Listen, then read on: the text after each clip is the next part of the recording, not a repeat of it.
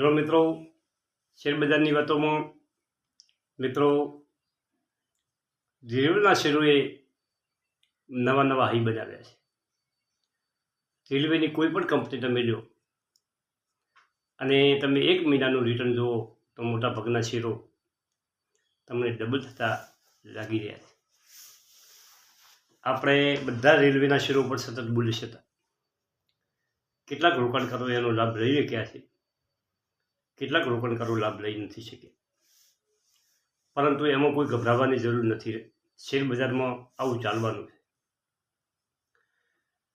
હવે બજાર નીચું આવે અને સારા ફંડામેન્ટવાળા રેલવેના શેરો છે એ લેવાની થોડી ઘણી કોશિશ કરવાની। હવે આટલી ઊંચાઈ હાઈમાં કાલે બજાર કરેક્શનમાં આવે, લોકો પ્રોફિટ બુકિંગ કરે તો બજાર નીચું આવી શકે, પરંતુ પરિસ્થિતિ એવી છે કે બધાને રેલવેના સ્ટોક લેવા છે। જેની પાસે છે કોઈ વેચવાવાળું નથી, સતત લેવાવાળા છે। મિત્રો, ઘણા મિત્રોએ કોમેન્ટ કરીને પણ કીધું છે કે ભાઈ તમારા વિડીયો જોયા પછી અમે રેલવેના શેરો લીધા અને અમને ખૂબ મોટો ફાયદો એમાં થયો છે। મિત્રો, રેલવે વગર પણ ઘણી સારી કંપનીઓ છે। તમે રેલવે સેક્ટર ખૂબ ચાલ્યા પછી લોકોનો મારો ડિફેન્સ સેક્ટર ઉપર હશે। મિત્રો, બજેટ પછી ડિફેન્સ સેક્ટર ગજબનું ચાલવાનું। તમે ફંફોળજો, તમને ડિફેન્સ સેક્ટરના નાના ઘણા શેરો જોવા મળશે। એનું કારણ છે કે ડિફેન્સમાં મોટી કંપની એચએલ છે, એની કેટલી સહાયક કંપનીઓ કામ કરતી હોય। એ ધારો કે મોટો એક એરક્રાફ્ટ બનાવવાનું હોય તો બીજી કંપનીઓ એમાં નાના પાર્ટ્સ ઉત્પન્ન કરી અને એમને આપતા હોય છે, અને આવી કંપનીઓ તમે રડારમાં રાખો તો પણ તમને સારું પ્રોફિટ મળી શકે છે। શેર બજારમાં બધું આપણે લઈ શકવાના નથી। આપણા ગજા પ્રમાણે જેટલું લીધું હોય, સારી કંપનીઓ લેવાની, ને ચાલી હોય તો એનો સમય આવશે, ચાલશે। ગભરાવાની કોઈ જરૂર હોતી નથી, પરંતુ સારી જગ્યાએ સારા શેરોમાં ઇન્વેસ્ટ કરવું એ મહત્વનું છે। તમે ઈવી શેરો જુઓ, ટીવીએસ મોટર, બેંકોમાં પીએનબી, કલ્યાણ જ્વેલર્સ, લોયડ સ્ટીલ, હમણાં આદિ શેર કંપનીએ ફાળવ્યા 15 રૂપિયાની 50 ઉપર લોયડ સ્ટીલના, અને 1 વર્ષ પહેલાં 11-12 રૂપિયા ચાલતો શેર આજે 44-45 રૂપિયા ઉપર ટ્રેડ થઈ ગયો છે। મિત્રો, આવી સારી કંપનીઓ તમારા પોર્ટફોલિયોમાં તમે રાખો તો તમને સારું પ્રોફિટ મળી શકે, એમાં કોઈ ના નથી।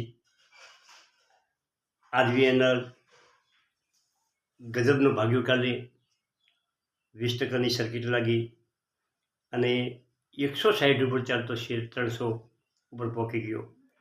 એપોલો માઇક્રો કેપ, આ એપોલો માઇક્રો એ ડિફેન્સ સેક્ટરનો શેર છે મિત્રો, અને બહુ નાની કંપની છે। માર્કેટ કેપ છે 3,503 કરોડ, ભાવ 133 રૂપિયાની 40 પૈસા ચાલી રહ્યો છે। EPS 0.84 છે, PE 158 છે, PB 0.87 છે, અને બુક વેલ્યુ 154 રૂપિયા છે। પ્રમોટરનું હોલ્ડિંગ 22.67 છે, FIC 5.27 છે, DI 3.31 છે, અને પબ્લિક પાસે મિત્રો 38% શેર છે। પછી ફર્ટિલાઇઝરમાં NFL, નેશનલ ફર્ટિલાઇઝર બહુ સારો ચાલે એવો શેર છે, 100 રૂપિયાની આસપાસનો શેર। GNFC પણ ગજબનો શેર છે, ખૂબ ચાલ્યો છે, 800 રૂપિયા આસપાસ ટ્રેડ થઈ ગયો છે, એમાં પણ તમે રોકાણ વધારી શકો છો મિત્રો।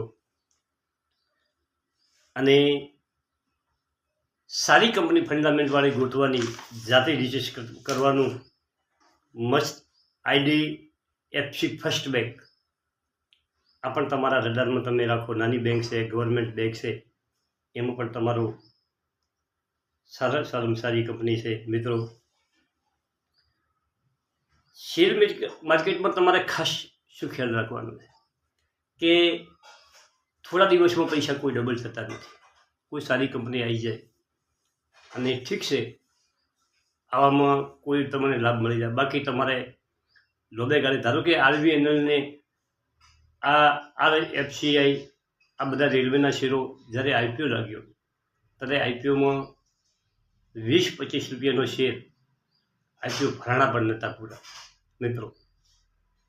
ખાલી 2 ઘણો શબ્દ છે હતો અને લોબા 5-6 વર્ષ એ લોકોએ જ્યારે હોલ્ડ કર્યા ત્યારે આ લોકોને આટલું રિટર્ન મળ્યું મિત્રો.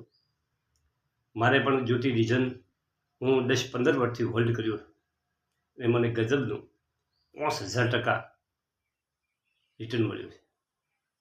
એટલે કોઈ કંપની સારી ફંડામેન્ટવાળી જો તમે પકડી રાખો તો લોબે ગાળે પૈસા બને, ટૂંકે ગાળે ભવિષ્ય જ પૈસા બને છે.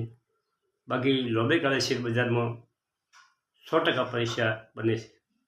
અને હું તો એવું કહું છું કે હું ઇન્વેસ્ટમાં મળવાવાળો માણસ છું. તમારે ઇન્વેસ્ટ કરવાનું છે.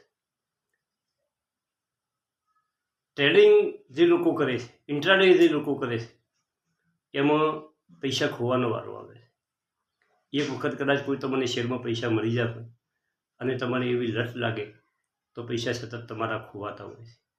કેમ કે આપણા પાસે અધૂરું જ્ઞાન હોય ગો તો આપણે એમાં ટકી શકતા નથી. જેની નજર જેનો બિઝનેસ શેર બજાર થઈ ગયો છે એ લોકો ઇન્ટરનેટમાં કામ કરી શકે. તમારા મારા જેવા જે માણસો છે એ તો સારા શેર લઈ અને ભૂલી જોઈએ તો જ પૈસા બને મિત્રો. શેર બજારમાં તમારે ખૂબ ખબર રાખવી પડે. તમે નાને પાયાથી થોડી તમે શરૂઆત કરો. તમે ખૂબ મોટી ક્વોન્ટિટી અને ખૂબ મોટા પૈસા શેર બજારમાં ધીમે ધીમે રોકો મિત્રો.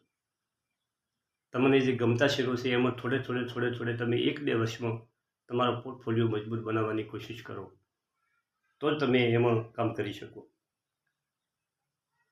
આપણા પોતાના પૈસા હોય એ શેર બજારમાં રોકવા. કાઢી ઉઠીને કોઈ બજાર કોઈ કારણોસર ખૂબ નીચું હોય આ શેર બજારનું કશું કહેવાય નહીં. બહુ સેન્સિટિવ બજાર છે,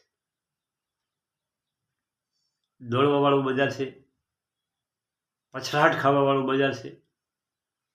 કોઈ કારણોસર બજાર આજે આપણને તમે તમારું માનસ જેવું છે આપણું માનસ બધાનું કે 20%ની સર્કિટ લાગે આરવીએનએલમાં, છતાં આપણે આરવીએનએલ લેવો છે